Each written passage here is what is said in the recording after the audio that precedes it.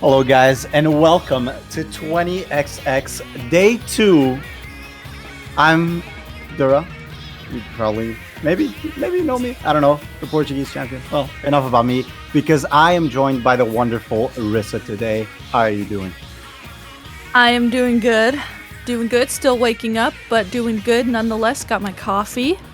Ready to watch some Splatoon here. And as we see on stream, we get to watch, and actually probably jump straight into here shortly, a team called Targaryen versus Chew-its Mafia. Yeah. As Rissa just said, she just woke up, guys. So, like, you wake up and you instantly cast this event. That is some commitment. And you know, Rissa, we're kind of bridging the gap right now because I don't remember the last time I casted with an American. Really? Yeah, I think it might have been with you last time. I don't even remember. I remember commentating with you like it was a while ago, but I do remember commentating with you. Oh, I and definitely missed Shaq. it. Do you remember that? Oh, I do remember that. I definitely missed it. But anyways, we should probably introduce the people to these teams. Like, who are they? Who are they? Good question. So as we see here on stream, we get to see a team called Targaryen, which I'm not super familiar with myself. And Targaryen, of course, a Game of Thrones reference. You know, shout out to the Game of Thronesers out there. We see Zay, Witty, Barley, Nango, and EST21. So I don't know much about them, but that's always the fun in it when you get to watch a team that you're not familiar with and see how they play and see what they're all about. And then the other team, Dur, you want to tell us about them? Yeah, sure. I'm very familiar with this other team as opposed to Targaryen. I also never watched Game of Thrones, so maybe that might be one of the issues.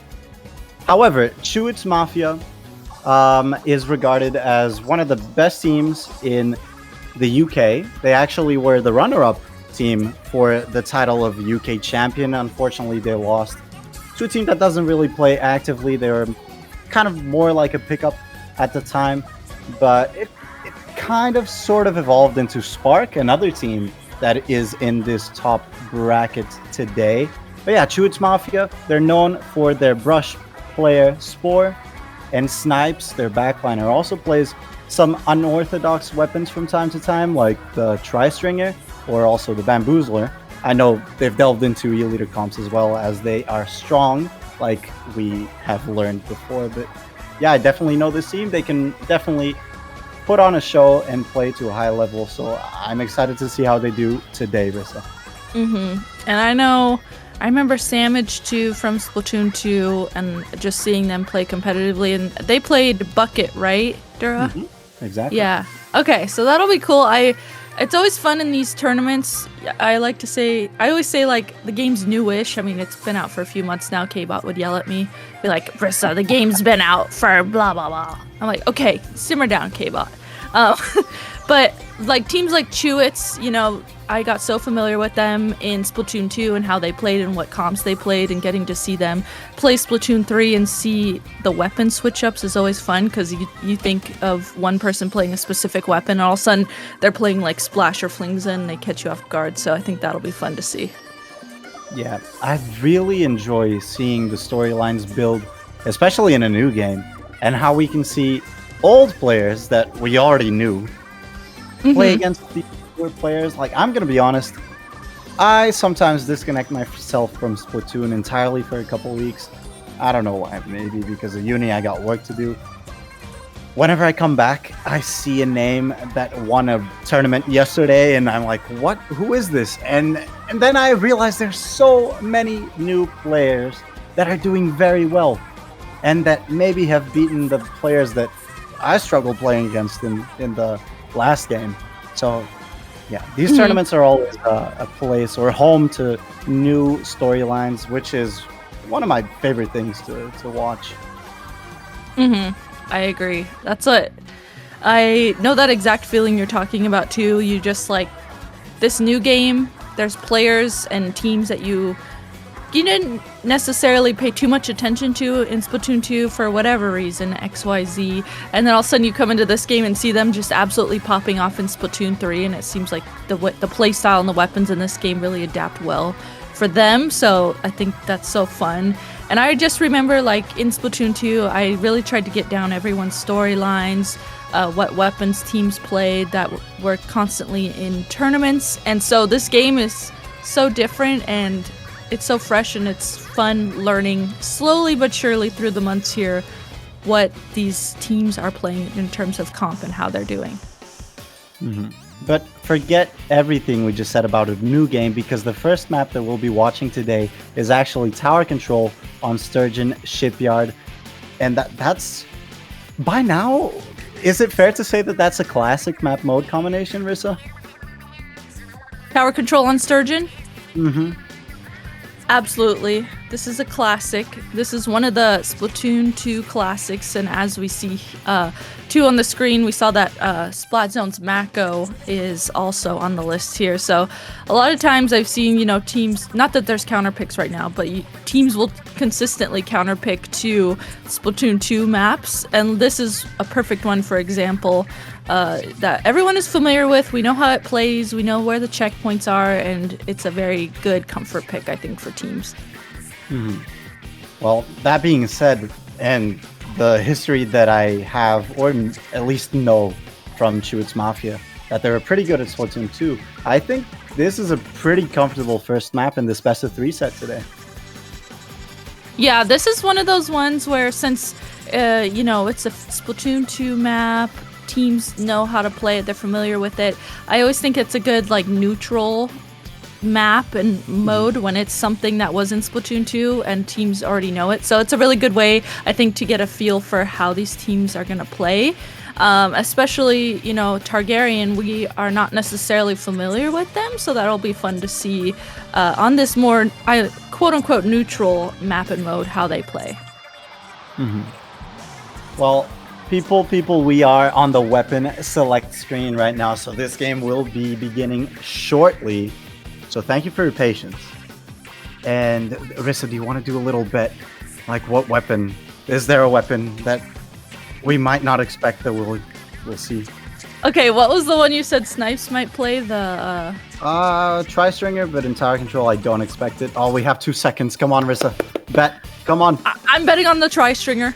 Tri-Stringer? Okay. If there's no Tri-Stringer, the stream will be over. I'm joking. No. Anyways, Tower Control, Sturgeon Shipyard.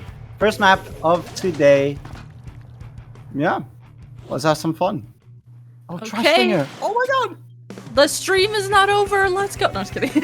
So looking at the weapon select here, interesting. We get to see a roller on the side of Targaryen paired with the E-Leader Jr. and Splash. And then on the other side for Chew-its, we see that Tri-Stringer, of course, the classic brush, and then a machine and Splash paired with that. Yeah. Well, right now, it seems like Chew-its Mafia does have the upper hand, but Spore there gets picked off by the enemy leader in a 3v3 situation now. Mango, 24, the roller player for Targaryen, is jumping in already, but this Splash-O-Matic player has been traded once again by the Sea Leader, getting really, really good picks, enabling his team not to get overwhelmed by Chew-its Mafia in this first minute of the game, and it seems like they're going to be the first ones to push, Rissa. I know, that was really, really good, playing off of those snipes, and Targaryen instantly taking the tower here, getting to the first checkpoint, trying to clear that first checkpoint too, but Chew-its is on the defense and able to get back into mid and stop it. A lot of back and forth though happening as both teams are just trying to get into mid to get to the tower. Yeah, right now it seems like no one has been able to do, or at least start kind of a push, but maybe with this pick coming on from Mango, actually a double pick, it seems like Targaryen might be able to start a push, but no, these backliners are saying no, you're getting my teammates, but I'm gonna trade you right back. It's a stalemate once again, and with a 2-person advantage, Chew-its Mafia is finally setting foot into the enemy side of the map. Now, with this switch up here, Chew-its taking the tower and getting it through this first checkpoint and taking the lead just like that. I love Chris here using this crab on the snipe area to make sure that they clear out the other team's street area, and this is quite the momentum for Chew-its as they are pushing the towers through the second checkpoint and continuing to count down points. Yeah, it might be a KO, and there it is. That's first game going to Chew-its Mafia. And Rissa, I gotta say that was a very, very rocky start. But once they got their setting, or their footing, rather, they just kind of rolled that map. I know, it seemed like it took a little bit for Chew-its to really grasp, what they needed to do to get into mid and counter. Seemed like at the start there, that E-leader in particular was just taking them down and getting snipes on them. But once they figured that out, slowly but surely, they were able to just end up completely KOing that tower. I think it's the perfect situation of feed the charger until it works, because that is exactly what they were doing. The charger was getting the picks from the side of Targaryen, but well, the one time that they managed to find an opening, they took the chance, they started to push the tower, and with that crab tank that you mentioned from Chris 2 on that snipe position, they just cleared everything on the other side of the map, and that secured them that first point of this match. It seemed like once they figured out that they needed to make sure that E-leader couldn't set up safely like they were at the start of the game, that's when it really worked out for them, because initially Targaryen was playing really well off of the E-leader and the E-leader getting picks, but also creating space for their team. And as soon as Chew-its was able to move that E-leader, make sure they couldn't set up safely, that's where it really took a turn for Chew-its, and they were able to completely KO that first game. Moving on, Clan Blitz on Scorge Gorge. This is the complete antithesis. I don't know how to say that word. It's the complete opposite from the previous map. This is a new map, and well, I would say it's the most newer or recent mode. So, Rissa, what do you think about this map? This map, it's starting to grow on me. I kind of like it. It seems like a pretty consistent map in the newer Splatoon 3 maps that you get to see a lot competitively. And a lot of times it can get a little bit stally in mid, but I like that it doesn't get too stally. So we'll have to see if that comes into play here as we go into this game too, and see if there's any comp switch-ups too, Dura. Yeah, let's see. No backline coming out from Targaryen. I do like that same comp coming out from Chew-its Mafia, it seems. But yeah, let's go. I definitely think that's interesting that Targaryen is not going E-leader this time. They're sticking with that roller though. They have a gal this time. And then on the other side, Chew-its playing that same comp that they played previously. So both teams here working to get into mid. Chris, once again, we've seen Chris consistently come out with these really clutch crabs that are creating a lot of space for their teammates. And just like that, Chew-its here taking mid right away and pushing up to the basket to try and get a push going. Yeah, I like this off angle that Spore is taking as that rush player, always finding a chance to be very, very annoying, especially on that left side flank. And it actually enabled his team, along with a couple of specials getting popped, to start this push and score a few clams in. Not that much yet, but do have the specials to keep this push going. As I say, that Savage pops the Booyah Bomb right behind the enemy, and that forces them forwards, providing Chew-its Mafia with a pick. Spore here, holding on to a few clams, maybe looking to stall this basket timer, but Witty gets a very, very good pick. And Targaryen, they need to move in order to defend here, and it seems like they do finally, Rissa. They want to move back into mid now. Targaryen was able to get one pick onto one of the members of Chew-its, and that was their opening to finally be able to get out of their plat area here in their base and start pushing forward a little bit. But these consistent specials coming out from Chew-its are just so good. They're just consistently chaining these specials and not letting anyone from Targaryen move. But speaking of that, it looks like Targaryen actually kind of just let Chew-its feed into them, use their specials, and they were able to get 3 members down on the side of Chew-its. Now we see it's Zay's turn here to try and create some space with this crab. Yeah, hopefully Zay's crab does help out a bit. This killer whale does spot Spore, so he can't just run all willy-nilly in mid. But it doesn't matter, because look at this, in a 4v1 scenario, Targaryen, they need to back out here because it's roughly halfway through the game. They haven't really scored. They're not in a good position. They need to build some crabs. They need to build some specials. And not crabs, I meant to say clams. But hopefully Nangle here, they can get a couple picks, and they do. That is absolutely beautiful. Very, very good shark. Hopefully Targaryen here can move out of their spawn and into mid and just get the clam in special control. But, you know, they're 2 down already. This is not looking great. Yeah, not looking great. Nango definitely created a bit of an opening there, but wasn't quite able to get the follow-up with those picks that they were able to get, having to jump back. And now, with a complete wipe onto Targaryen, you can see Chew-its is throwing clams over that ledge there, trying to make sure they get all the clams to the members or under the basket that they can.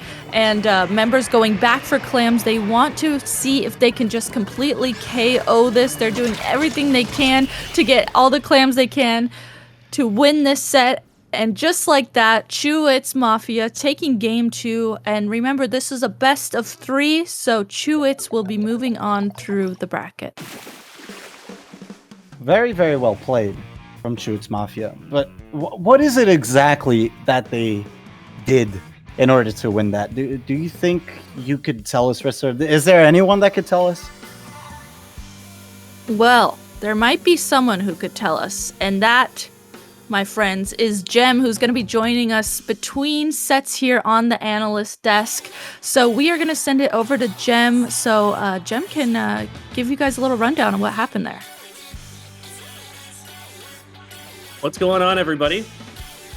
We're back here with the analyst desk for day 2, looking at Targaryen versus Chew-its Mafia. We got to see some of Chew-its Mafia yesterday, so they were on stream. We got to see a little bit of what they were bringing to us, and as always, a standout for having Spore on the team, Spore being one of the foremost brush players in the Western scene right now. Always good to watch. Anyone who is a brush player, definitely, you know, be following them and seeing what they're up to. We start this game off in this very, very quick game of Sturgeon tower control. And initially, we get a couple of really good picks on the side of Targaryen. By using the E-leader. This is a really common thing that I want to point out, as much for my solo queue opponents as for anybody else. If you are in mid and there's an E-leader on snipe, consider maybe not being in mid, because of what happens to Chew-its Mafia here. Spore sets up a pretty good pick right there, but then immediately gets sniped, and then Zay takes just a second longer and finds somebody else who's in position over there. That shot actually probably could have hit too, but they do end up finding another one on the other side here. E-leader is really, really strong at keeping control there. However, when Targaryen struggles to push up and really get control around the tower here, Chew-its Mafia is able to actually put their plan into action. And ultimately, it's a very short-lived push for Targaryen, and we're able to move up as Chew-its Mafia, get the crab tank up on snipe, which is huge. That denies that entire position on the left-hand side. That's one of the, you know, textbook important places to get a crab tank, as we are seeing right here. And then with that, they've got someone pushing up with the crab tank, also textbook. They're able to push somebody up and get on the top right-hand side to control space. And that's one checkpoint. That's the second checkpoint from here. Once you clear this checkpoint on this map, the majority of the time you are going to knock it out, and that is exactly what happens. It's just too difficult to push in there once they've got such strong positions. So very well executed on that one push by Chew-its Mafia, and great resilience on their part to be able to hang in there during that period where they were going down a little bit. They were, you know, getting picked by the roller, getting picked by the charger. But when they got control, they seized control of the map quicker, more decisively. They knew exactly where they had to go, and that decisiveness, I think, is what paid off for them in the end. Game 2 ends up being a bit, maybe not as fast, but definitely still just about as dominant. Interestingly, Targaryen opts to switch off the E-leader. That was a factor that was working well before, and it's something that you do tend to see on Scorge. But they opt to go for triple shooter and roller. That's a smart decision, because a lot of the time the roller needs a lot of paint. And so if you have 3 shooters, 3 things that can provide it with that paint, it's going to be able to shark in all of these random places and it's going to be able to get into annoying positions where you have to check all of your corners, and we definitely see that coming into play here in a number of places for Targaryen and being of benefit to them. But they still don't really have enough of an answer to Chris 2's Crab Tank. Chris 2 opens things up by getting up here on the grates and is able to get, I think it's a pick and a half from starting this off. Really, really strong opening push, and there's the burst bomb to finish off the second one. So they've got the enemy team staggered, and look at what Spore immediately does. As soon as Spore gets any opening, Spore is going to go and take an off angle. They're not going to run straight up the middle. They're going to take the flank route because their weapon is one of the most capable weapons in the game of doing that. It has the mobility to be able to run across the grates, and it has the mobility to be able to run even through enemy ink so that it doesn't have to worry about being locked down by the enemy team. And it's just going to be annoying over here. Its goal is just to get people to look at it. Because the more people are looking at Spore right now, the more people can actually push in on the right-hand side, which is the safer route to be trying to push with. You get more cover that way, you have right-side peek advantage going around that way. And so Spore is coming around here to do exactly that, get the attention of that Crab Tank, make it look away. They actually get the Crab Tank because of that distraction. So huge, huge opening there created by the combination of that Crab Tank into the brush play, and now they're up and running. Moving on ahead, that push goes all the way to 26, and there's really not too much that Targaryen is able to do up until the point where they start getting these picks here, and they're able to get control of their basket again. So great job by Chew-its Mafia, not only to be able to make that push, but also to get back into mid without losing anybody but the one player. And so they're able to contest mid still. Look at how Targaryen is still held back in their own basket area. The map control is still solidly in Chew-its Mafia's favor because instead of just feeding in to keep scoring on that push, they held back, they got specials, and now they're pushing in again. The Crab Tank does end up going down though, so this is good defense on the part of Targaryen. Let's see, how they're able to move up in front of it, because that's what they've been struggling to do so far. They pop the Crab Tank up here, but look at how far back Chew-its Mafia is now. This crab doesn't have any targets. It can't find anything. So great rotations on the part of Chew-its Mafia. And look at Spore back here on the flank again, making sure that, someone has to turn backwards and look at Spore, and now the basket is cleared. So again, beautiful distraction. Like, this is textbook skirmisher play that we're seeing from Spore here. Now, in the end, we do see a really clever little move from the Roller here. Roller gets Spore, but then moves over here so that even though Spore knows that they're around and have called them out, they've moved so far away from that position that they're able to get a couple of picks. But this is very short-lived. From here, Chew-its Mafia, again, backs up. Beautiful job disengaging when they go down, when they lose advantage. This is something that a lot of teams struggle with, especially at low to mid-level, is backing up after the play has disintegrated around them. And since they're able to regroup, they now have full force. They've got Spore all the way in the enemy base, and this is the push that they are able to use to knock it out. So very strong, decisive-looking play there from Chew-its Mafia. And, a strong showing from Targaryen, because this is, a tough team that they are up against. So just to be here to put up that much of a fight at all is definitely impressive. But the day goes to Chew-its Mafia.